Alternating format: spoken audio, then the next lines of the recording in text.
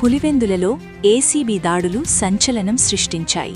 Pulivendula RDO కార్యాలయంలో నిర్వహించిన ఆకస్మిక దాడుల అనంతరం ఏసీబీ డీఎస్పీ సీతారామరావు మీడియాతో మాట్లాడారు. కడప జిల్లా చక్రాయపేట మండలం కుమారకాల్వ గ్రామానికి చెందిన ఖాద్రియా మసీదు ఇనాం భూములు సుమారు 35 ఎకరాలు అక్రమంగా ఇతరుల పేర్లకు బదిలీ అయినట్లు, ఈ భూములను తిరిగి మసీదు పేరుకు మార్చేందుకు ఫైల్ ముందుకు పంపించడానికి ఆర్టీఓ కార్యాలయంలో డీటీ నాగేంద్ర కుమార్ బాధితుడు కరీముల్లా వద్ద 10,000 రూపాయల లంచం డిమాండ్ చేసినట్లు తెలిపారు. బాధితుడి ఫిర్యాదు మేరకు కేసు నమోదు చేసి డబ్బులు స్వీకరిస్తుండగా రెడ్ హ్యాండెడ్గా పట్టుకుని అరెస్ట్ చేశామని వెల్లడించారు. స్వాధీనం చేసుకున్న నగదును సీజ్ చేసినట్లు తెలిపారు. ఈ వ్యవహారంలో మరెవరైనా ప్రమేయం ఉన్నదేమో దర్యాప్తులో వెల్లడవుతుందని ఆయన తెలిపారు. కడప జిల్లా చక్రాయపేట మండలం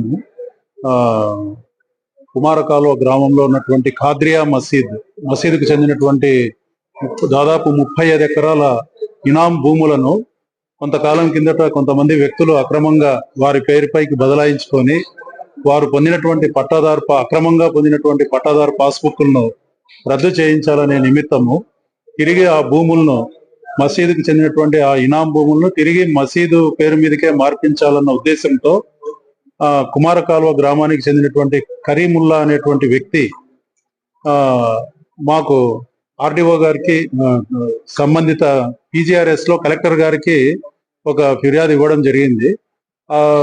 ఆయన ఇచ్చినటువంటి ఫిర్యాదు మీద ఫైల్ను తయారు చేస్తూ ఆర్డీఓ ఆఫీస్ లో ఉన్నటువంటి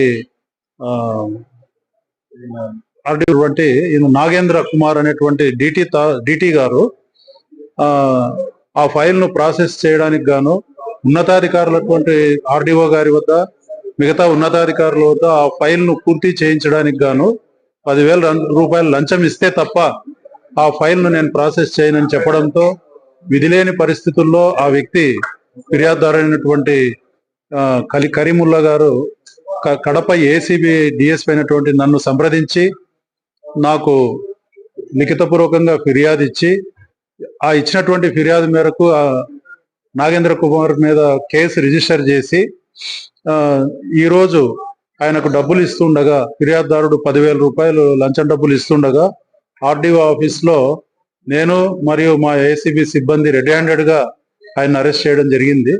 ఆయన్ను స్వాధీనంలోకి తీసుకోవడం జరిగింది.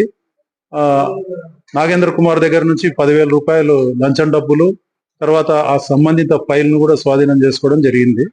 దర్యాప్తు అనంతరము ఇందులో ఇంకా ఎవరైనా పాత్ర ఉందేమో కులంకషంగా విచారించి దర్యాప్తు అంతా పూర్తయిన తర్వాత ఆయన్ను కర్నూలు ఏసీబీ కోర్టుకు రిమాండ్ నిమిత్తం పంపించడం జరుగుతుంది.